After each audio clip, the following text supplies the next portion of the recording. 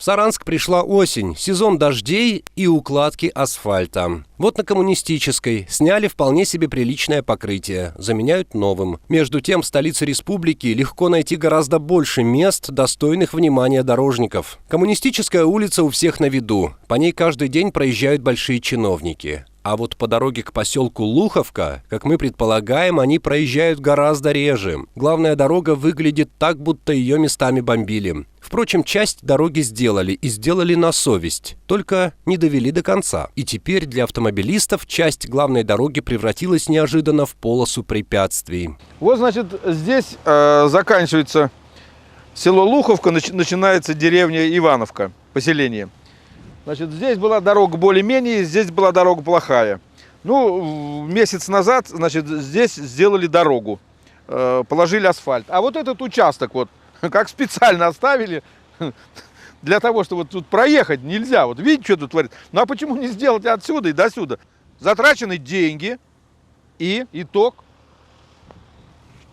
Здесь главная дорога. Значит, хоть ограничиться мы, поставили бы знак. Ну, тогда знак надо практически по всей Луховке ставить. И дальше до Грибоедова там тоже сделали часть дороги. А туда дальше, значит, опять как было разруха, дорога разруха, так она и осталась. И опять все упирается, денег нет. Я уже вам примеры приводил, такие элементарные, которые вот их видно невооруженным глазом. А таких примеров можно привести десятки и сотни, где деньги просто банально потрачены, и толку от этого никакого нет. Но на дорог денег, как всегда, не хватает. Общественный активист Виктор Леньков полагает, что необходимо привлечь к ответу и тех подрядчиков, кто вот так выполнил свои обязательства, и тех чиновников, которые закрыли на это глаза. Но ведь кто-то составлял дефектный акт, составляли проект, принимали в конце концов и наблюдали за строительством. Есть же люди, которые этим делом занимаются. Это что, не видно? Это же, это что это?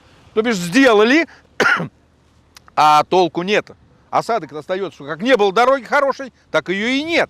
Виктор Васильевич считает, что денег хватит на все, если их эффективно использовать. Но если каждый год менять хороший асфальт в центре города и не обращать внимания на улицы вдали от центра, никакого бюджета не хватит точно.